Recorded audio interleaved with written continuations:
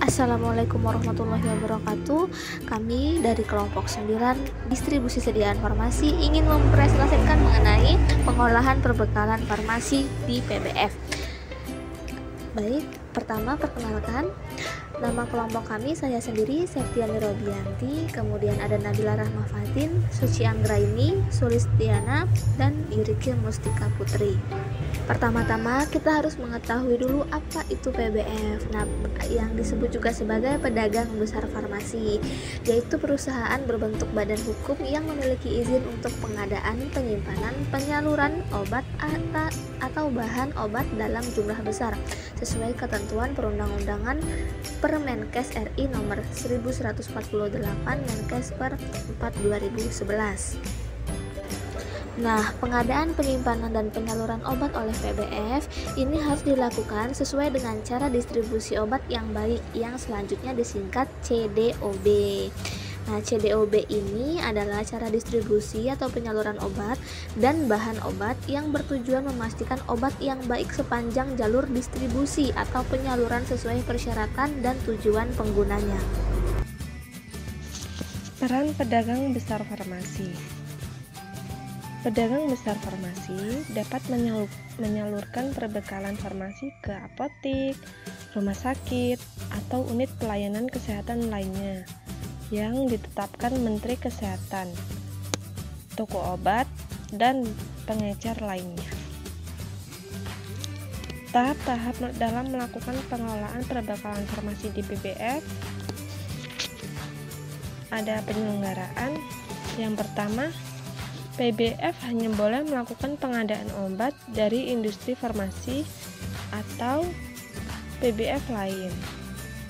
Yang kedua, PBF hanya boleh melakukan pengadaan bahan obat dari industri farmasi atau PBF lain dan atau melalui importasi.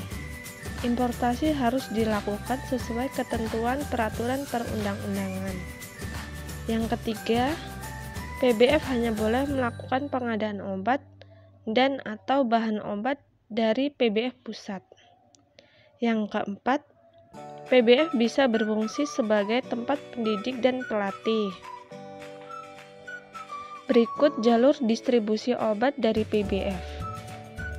Pedagang besar farmasi itu dapat menyalurkan keempat aspek, yaitu apotik, rumah sakit, PBF lain, dan toko obat yang memiliki izin. Apotik dapat menyalurkan langsung ke konsumen, dan rumah sakit dapat menyalurkan langsung ke konsumen melalui resep dari dokter. PBF lain dapat menyalurkan ke konsumen, dan toko obat berizin dapat melalui atau menyalurkan ke konsumen.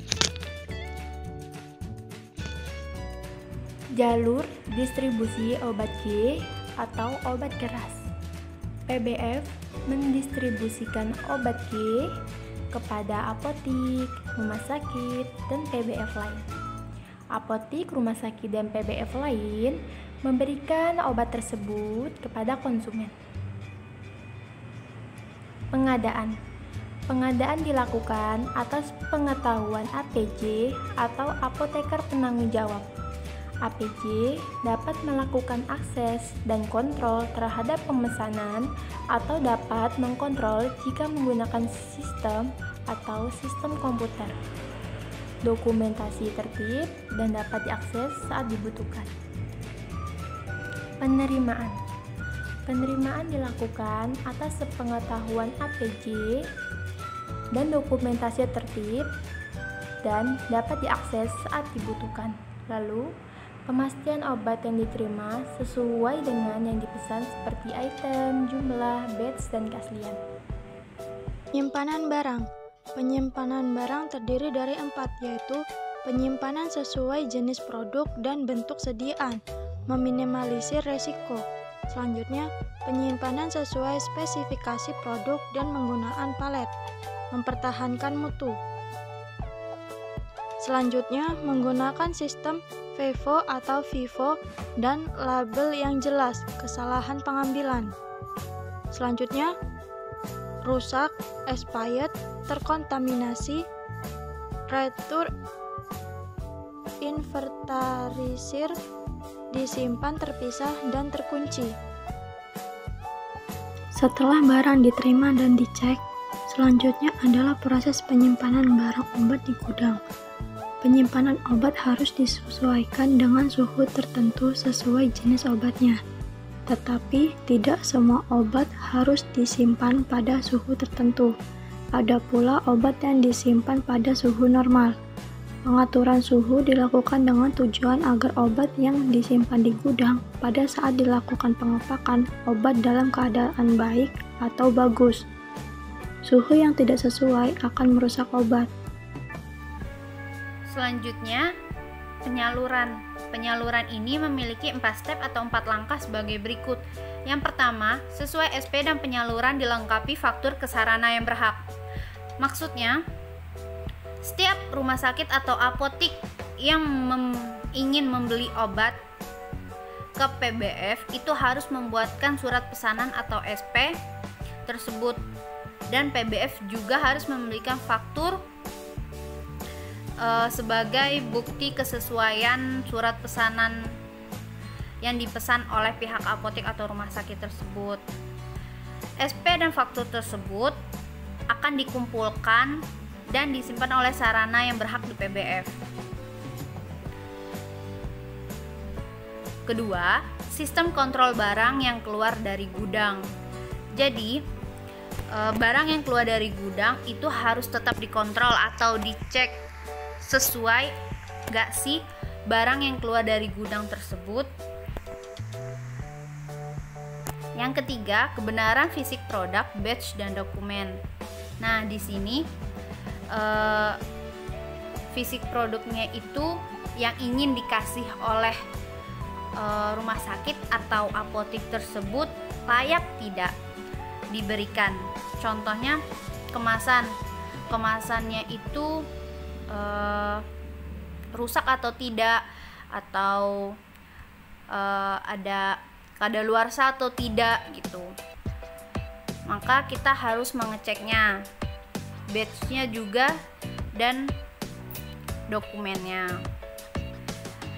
Yang keempat, diterima dan dibayar oleh pihak pemesan. Jadi barang kalau sudah diterima oleh rumah sakit atau apotek itu boleh langsung dibayar, boleh juga nanti gitu, karena sistem PBF juga ada yang menyediakan tempo atau bayar belakangan gitu. Maksudnya itu diberikan biasanya itu 1 bulan baru bisa dibayar obatnya. Selanjutnya, pemusnahan barang. Pemusnahan barang ini yang termasuk barang yang rusak, sudah kadaluarsa atau karena sebab tertentu, sehingga sediaan tersebut harus dimusnahkan dan dikumpulkan, dan memuat berita acara yang terkait dengan pemusnahan sediaan tersebut. Harus ada tanda tangan penanggung jawab, yaitu apoteker, tenaga teknis kefarmasian, dan saksi-saksi lainnya, sehingga berita acara yang dikirimkan ke Dinas Kesehatan Balai Besar POM. Penarikan kembali ini harus dilakukan penarikan kembali, yaitu secara efektif dan efisien.